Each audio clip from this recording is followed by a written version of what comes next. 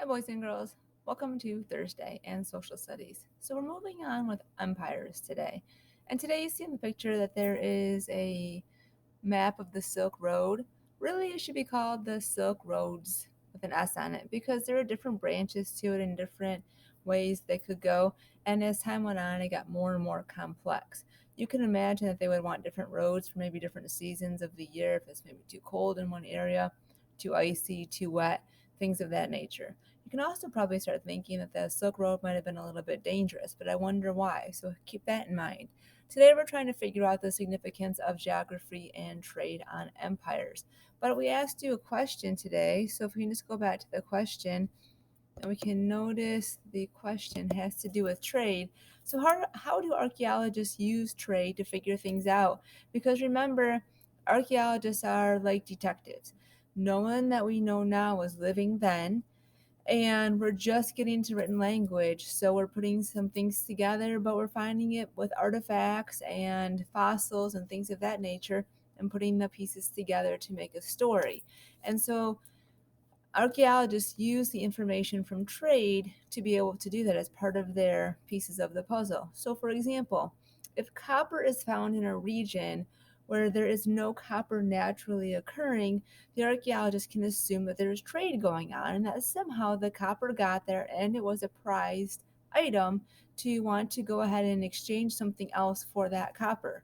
We can also just notice if there are goods that maybe they're plentiful that were left there, because that would show that there was something that the people liked and that they were willing to trade other items for. That's just a little introduction to trade and thinking about things with trade. Moving on to thinking about empires and how they're growing. So we've been starting that and kind of discussing that, but I want to just give you an example. So an example might be on the growth of empires because our chapter is called, what is our chapter called? Oh, large scale. That was the word I was looking for. What led to the emergence and collapse of large scale empires? So that's what I was trying to think of. And when we think about the growth, how did they become large scale? Remember, not too long ago, we're hunters and gatherers, and we're out in groups of 100 or less. And now all of a sudden, we've got millions of people in areas. How does this happen? Well, we start in the cities and then we grow into civilizations. And a civilization might be something like your classroom, and your leader is your teacher. So it's pretty contained. You know everyone, you know your leader, you know the people that live around you. And that's a civilization. You speak the same language, you eat the same foods, you get the same breakfast every morning, kind of the same. And then your leader gets a little bit ambitious and thinks, "Man, I think I've got some power here. I think I want to take over the room across the hall. In my case, I take over Mrs. Phillips and I conquer her, and she becomes part of my civilization." And as I continue to do that all through the seventh grade hallway, and I go all the way down, now I've got an empire. It's much bigger than my civilization, but it is still kind of similar people and similar traits and similar ways of living. That's a more smaller empire when I'm getting started. But then I get really ambitious and I think to myself, man, I see that hallway down the way and I'd really like to take those guys over too. I'd like to have them under my reign as an emperor. So I conquer the sixth grade hallway. First of all, we think about how that costs money to go and conquer another land.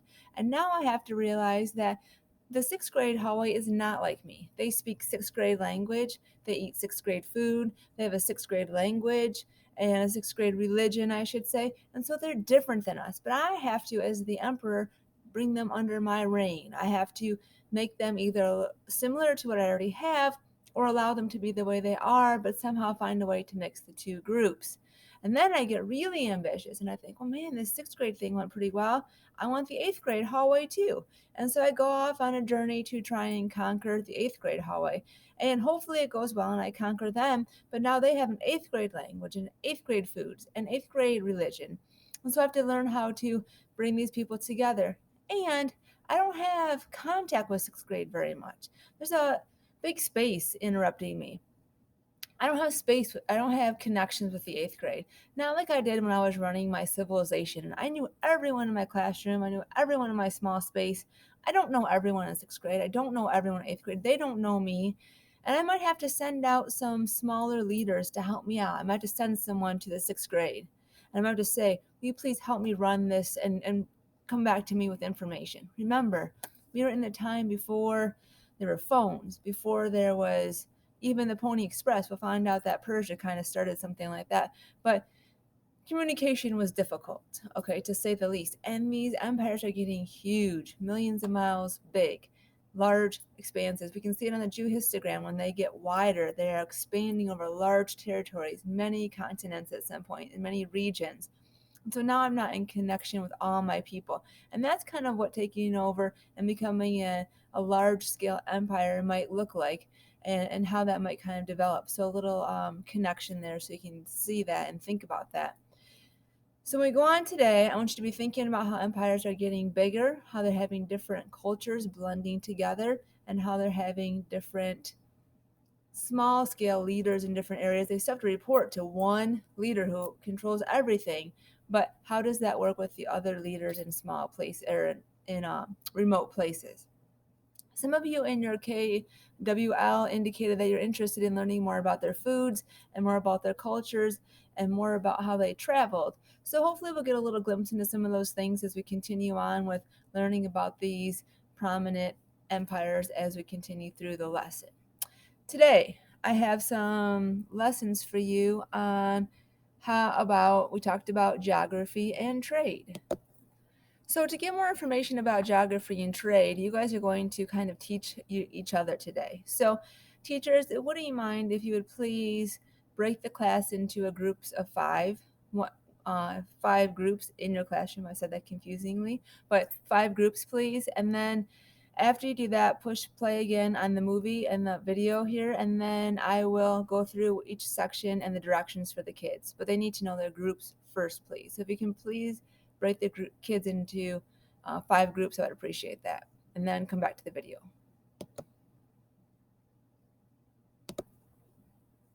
Oh, shoot. Okay, just a second here. Thanks, guys. Okay, so we can see that we are in chapter 5. And so I didn't, chapter 4. I didn't say to get your books out. You don't really need to right now. That's okay. Or if you have it out, that's great too. But we're just going to scroll down to section 3. So chapter 4, section 3. And this is how we're going to do it. It's called a jigsaw. So out of the 5 groups, each group is going to get assigned a section to read. In your group, you will decide amongst each other who is going to read, who is going to take notes, and then who is going to be the person who shares out. So you guys will decide amongst each other those different roles, and then you guys will attack this as teachers. So you're going to read your section, become experts on your section, and then when it's your turn, you will teach the class about your section. So that way you're only reading one small part instead of 2 full sections. However, it only works if you are a good teacher. So when you read through this, you really need to make sure you're pulling out the most important things and then expressing those and sharing those with your classmates. Classmates, it only works when you listen when your teammates are sharing. So please be good teachers and listeners today. So group 1, whoever is group 1, your section, I'm just looking right now, is just this first page. So you guys are going to read page 90. Group 1, if you need to write that down, go ahead, you read page 90. Group 2, you are going to read page 91, except you don't need to do after examining.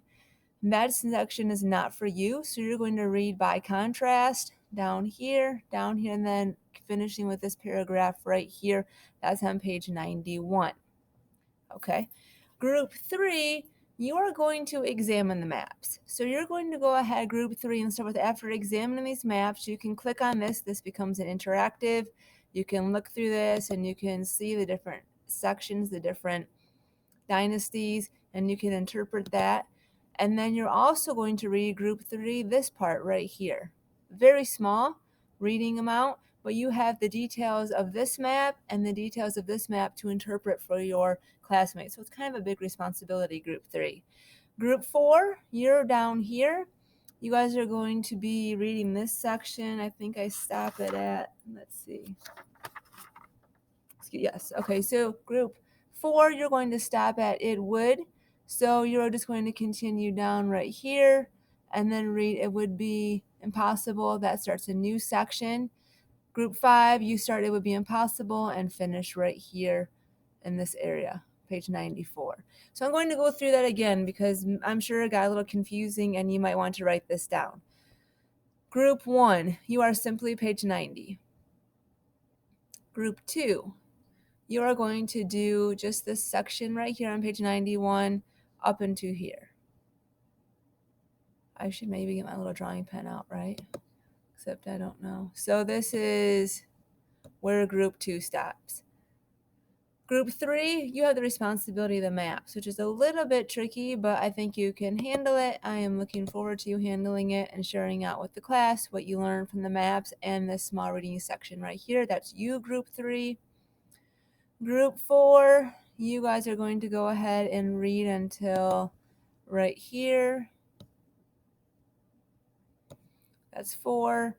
And then group 5, you take over the last section of reading and then share that out. So you get in your groups, you read your section, you interpret it, you put it in an easy to summarize format, and then your teachers will say, okay, you guys ready? And then group 1 goes, group 2 goes, group 3 goes, group 4 goes, group 5 goes, and then by the end you have all the sections and you have learned about geography and trade in these empires, and you are ready to face the next task, which after you do that, your next task will be to go ahead and watch the movie that is linked in on the agenda for today and then do the reflection for today. So that should do it for you guys today. I hope you have a great lesson. You're learning about trade. Trade is really interesting. I can't wait to talk to you guys about it tomorrow a little bit after you've learned some things and to see what you find interesting about trade. Thanks, boys and girls.